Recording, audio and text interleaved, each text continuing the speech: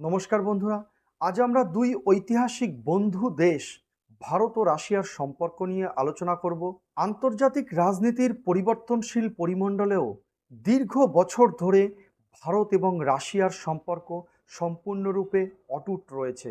ভারতে সরকার বদলেছে, ভারতে প্রধানমন্ত্রী বদল হয়েছে, যারা ক্ষমতাসীন দলে ছিল সেই দল বদলেছে, কিন্তু ভারত রাশিয়ার সম্পর্ক একটুও বদলায়নি।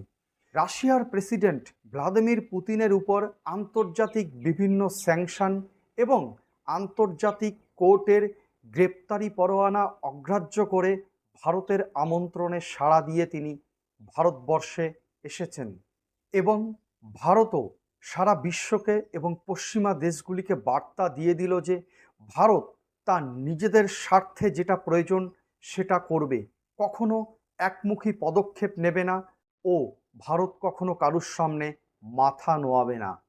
ভারত স্বাধীন হওয়ার পর থেকেই সোভিয়েত ইউনিয়ন ভারতের ঘনিষ্ঠ বন্ধু ছিল এবং 1971 সালে ইন্দো সোভিয়েত চুক্তি সেই দুই দেশের সম্পর্ককে আরও মজবুত করেছে এবং সেই সময় থেকেই সামরিক, প্রযুক্তি এবং বাণিজ্য প্রতিটা ক্ষেত্রেই রাশিয়া ভারতের পাশে থেকেছে। আপনি যদি একটু পিছিয়ে যান তাহলে দেখতে পারবেন যে ভারতের প্রতিরক্ষা ক্ষেত্রের একটা বিরাট বড় অবদান রয়েছে রাশিয়ার। সে SU-30 MKI যুদ্ধ বিমান থেকে শুরু করে T-90 ট্যাঙ্ক, S-400 ক্ষেপণাস্ত্র সব কিছুই রাশিয়া মেড এবং রাশিয়া ভারতের প্রতিরক্ষা ক্ষেত্রকে আরও শক্তিশালী করার জন্য ভারতকে সর্বতোভাবে সবসময়ই সাহায্য করে চলেছে। তাই তো 4 ডিসেম্বর যখন রাশিয়ার প্রেসিডেন্ট ভ্লাদিমির পুতিন দিল্লির পালাম বিমানবন্দরে অবতরণ করেন, তখন ভারতের প্রধানমন্ত্রী নরেন্দ্র মোদী সমস্ত প্রোটোকল ভেঙে তাকে অভিবাদন জানানোর জন্য দিল্লির পালাম বিমানবন্দরে উপস্থিত হয়ে যান এবং সেখানে একটি লক্ষণীয় বিষয় হলো যে প্রধানমন্ত্রী মোদী এবং রাশিয়ার প্রেসিডেন্ট পুতিন একটি সাধারণ টয়টা গাড়ি করে বিমানবন্দর থেকে প্রধানমন্ত্রীর বাসভবন পর্যন্ত এসছেন এবং পুতিন সম্পূর্ণ ভারতীয় সুরক্ষার উপর যে তার আস্থা রয়েছে তার একটা প্রমাণ তিনি এখানে সারা বিশ্বকে দিয়েছেন যে তিনি ভারতকে সম্পূর্ণরূপে বিশ্বাস করেন। রাশিয়ার প্রেসিডেন্ট এর আগে 2021 সালে ভারত সফর করেছিলেন, কিন্তু 2021 সালের পরে এই 4 বছর পর তিনি ভারতবর্ষে এসছেন। এর মধ্যে বৈশ্বিক বিভিন্ন সমস্যা এবং রাশিয়ার সঙ্গে ইউক্রেনের বিভিন্ন যুদ্ধ ও স্যাংশনের কারণে তিনি ভারতবর্ষে আসতে পারেননি। কিন্তু রাশিয়ার প্রেসিডেন্টের এই ভারত সফর কূটনৈতিক, অর্থনৈতিক, বাণিজ্য এবং প্রতিরক্ষা ও শক্তি সহযোগিতার দিক থেকে দুই দেশের জন্য যথেষ্ট তাৎপর্যপূর্ণ। দুই দেশের বাণিজ্য ঘাটতি মেটানো এবং রপ্তানি আমদানি বৃদ্ধি করা, রুশ তেল এবং রুশ জ্বালানি ভারতে সরবরাহ অব্যাহত রাখা এবং এর পাশাপাশি ভারতের প্রক্রিয়াজাত পণ্য এবং কৃষিজ পণ্য ও সামুদ্রিক খাবার রপ্তানির ক্ষেত্রে বিশেষ গুরুত্ব দেওয়া হয়েছে এই বৈঠকে।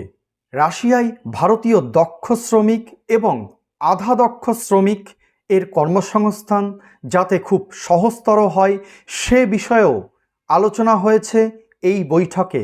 এর পাশাপাশি অতীতের মতো রাশিয়ার কাছ থেকে সরাসরি প্রতিরক্ষা সরঞ্জাম না কিনে দুই দেশ মিলে গবেষণা করে প্রতিরক্ষা ক্ষেত্রকে আরও উন্নত করা এবং প্রতিরক্ষা সরঞ্জাম ভারতবর্ষেই তৈরি করা, এই সমস্ত বিষয় এই বৈঠকে গুরুত্ব পেয়েছে।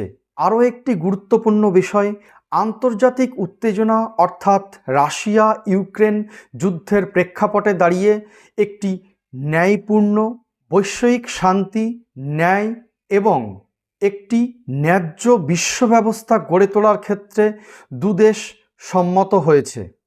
রাশিয়ার প্রেসিডেন্টের এই সফর স্পষ্ট করে দিল যে যতই আন্তর্জাতিক চাপ থাকুক, ভারত এবং রাশিয়ার মধ্যে কৌশলগত সম্পর্ক সম্পূর্ণরূপে অটুট থাকবে। এবং পুতিন বিশেষভাবে উল্লেখ করেন যে ইন্ডিয়াস মোটো গো টুগেদার এবং গ্রো টুগেদার এই স্লোগানই আমাদের সম্পর্কের চরিত্র। স্পষ্ট ভাষায় বলতে গেলে দুদেশের সমতা, সম্মান এবং পারস্পরিক স্বার্থ সবসময় গুরুত্ব পাবে। এই দুই দেশের পারস্পরিক সহযোগিতার জন্য ভারতবর্ষে রপ্তানি বাণিজ্য আরও পরিমাণে বৃদ্ধি পাবে এবং রপ্তানি ঘাটতি ধীরে ধীরে কমে আসবে এবং প্রতিরক্ষার ক্ষেত্রে ভারতের অস্ত্র আমদানির পরিবর্তে ভারতে অস্ত্র উৎপাদন বৃদ্ধি পাবে এবং দীর্ঘমেয়াদে ভারতের প্রতিরক্ষা ক্ষেত্র আরও শক্তিশালী হবে। তবে বর্তমান বিশ্বে ভূ রাজনৈতিক পরিবর্তন সত্ত্বেও দুই দেশ একে অপরের প্রতি আস্থা এবং বিশ্বাস বজায় রেখে এগিয়ে চলেছে ও বহুমুখী বিশ্ব ব্যবস্থা গঠনে দুই দেশ একটা নূতন ক্ষেত্র খুঁজতে চলেছে, যা আগামীতে বিশ্বকে আরও এক ধাপ এগিয়ে নিয়ে যাবে। নমস্কার বন্ধুরা।